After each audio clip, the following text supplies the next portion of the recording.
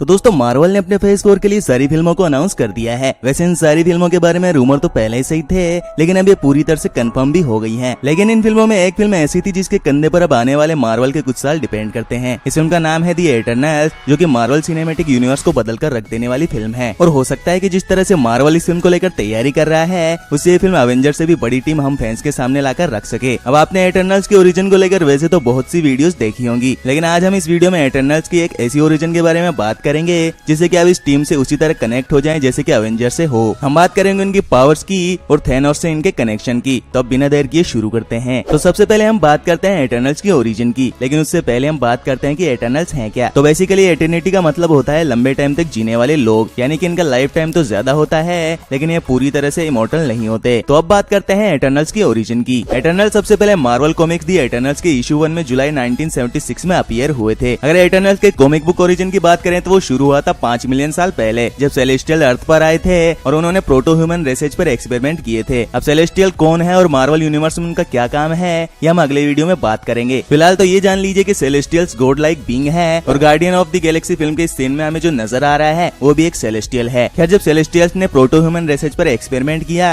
तब 3 तरह की रेसेज बनी। एक थे इटरनल, जो कि दिखते तो इंसानों की तरह थे, लेकिन उनकी लाइफ इंसानों से ज्यादा होती थी। साथ ही इनमें कुछ स्पेशल पावर्स भी होती थी, लेकिन ब्रीडिंग बहुत कम थी, यानी कि इंसानों की तरह ज्यादा क्वांटिटी में नहीं थे। दूसरी रेसेज जो सेलेस्टियल्स के एक्सपेरिमेंट से बनी थी वो थी डेविएंट्स। ये काफी खतरनाक रेसेज थी, जो दिखने में काफी खतरनाक थे लेकिन दिमाग से कमजोर थे। और तीसरी रेसेज थी इंसानों की। अब ऐसा नहीं था कि सेलेस्टियल्स ने एक्सपेरिमेंट सिर्फ अर्थ पर किए थे, बल्कि उन्होंने सेम प्रोसेस क्री और स्कल्स पर भी किया था। खैर, अब डेविएंट्स की बात करें तो टाइम के साथ साथ और भी बदतर होते गए और धीरे धीरे वो अर्थ की गहराइयों में रहने लगे। इंसानों में हर चीज का बैलेंस था तो वो अर्थ पर ही रह गए। और इटरनल्स, जो कि इन दोनों ही रेसेज से ज्यादा सुपीरियर थे, वो ऊंचे पहाड़ों पर कॉलोनी बसाकर रहने लगे, जहां उन्होंने मेडिटेशन और एक्सपेरिमेंट से अपनी पावर को और भी ज्यादा एनहेंस कर लिया। खैर, सब कुछ सही चल रहा होता है, लेकिन अब इटरनल्स के ग्रुप के 2 बड़े लीडर आपस में भिड़ जाते हैं। एक होता है क्रोनोस, जो कि ये चाहता है कि सारे इटरनल्स को इंसानों और डेविएंट से दूर माउंटेन पर ही शांति से रहना चाहिए। लेकिन दूसरा होता है यूरानोस, जिसका मानना ये होता है कि उन्हें पावर शांति से बैठकर जिंदगी बिताने के लिए नहीं मिली है, बल्कि इंसानों और बाकी रेसेस पर राज करने के लिए मिली है। और इसी के चलते क्रोनोस और यूरानोस में वॉर हो जाती है, जिसमें कि क्रोनोस जीत जाता है और उसके बाद यूरानोस और उसके सपोर्टर्स को अर्थ से बाहर कैद करके भेज दिया जाता है। अब धीरे धीरे टाइम आगे बढ़ता है और आगे चलकर क्रोनोस एक ऐसी एनर्जी इन्वेंट करता है जिससे कि सारे इटरनल्स इमॉर्टल हो सकते थे। लेकिन इससे पहले कि उस एनर्जी के साथ कुछ करता,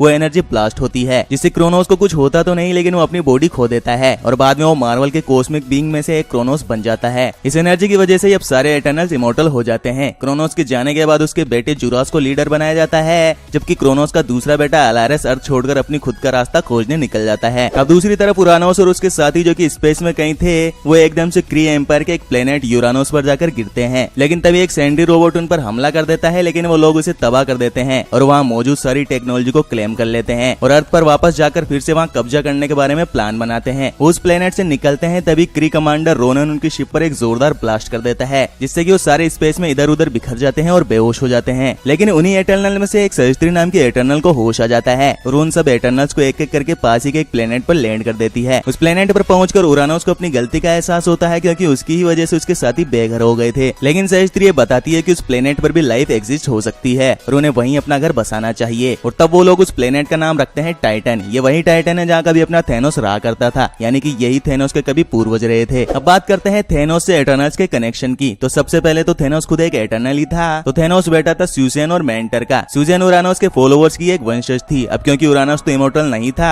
और न ही उसके फॉलोवर्स थे, तो स्यूजेन उनके वंश को आगे बढ़ा रही थी। दूसरी ओर मेंटर यूरानोस का ही भाई का बेटा अलारस था, जो कि इमॉर्टल होने के बाद अर्थ छोड़ चुका था। अब स्यूजेन और मेंटर का एक और बेटा भी था, इरोज, जो कि अर्थ पर स्टार फॉक्स के नाम से जाना गया। यहाँ ध्यान देने वाली बात यह है कि स्टार फॉक्स अर्थ पर एवेंजर्स का मेंबर भी रह चुका है। लेकिन थेनोस के साथ प्रॉब्लम ये थी कि वो सबसे अलग ही दिखता था, इसलिए जब उसने टाइटन पर लोगों को मारना शुरू किया तब उसकी माँ स्यूजेन बच गई, लेकिन थेनोस ने उसे चीर दिया, ये देखने के लिए कि वो सही में सबसे अलग क्यों दिखता है। और फिर थेनोस का कभी तो डेथ को लेकर क्रेज दिखाया गया, तो कभी यूनिवर्स की आधी आबादी को खत्म करने को लेकर। तो दोस्तों, ये था इटरनल्स का प्रॉपर ओरिजिन और थेनोस से उनका कनेक्शन। अभी हमने अर्थ पर रहने वाले इटरनल्स और उनकी पावर के बारे में बात नहीं की है, क्योंकि अगले वीडियो में हम अर्थ पर रहने वाले इटरनल्स की टीम, उनके पावर्स और आने वाली मार्वल की फिल्म दी इटरनल्स में वो किस तरह से फीचर होंगे उसको लेकर बात करेंगे। तो उम्मीद है आपको ये वीडियो पसंद आया होगा। इसे लाइक और शेयर जरूर कर लें। साथ ही आने वाली और भी मजेदार वीडियोस के लिए इस चैनल को सब्सक्राइब कर उस बेल आइकन को जरूर दबा दें। मिलते हैं आपसे नेक्स्ट वीडियो में, तब तक आप बाकी वीडियोस देख सकते हैं।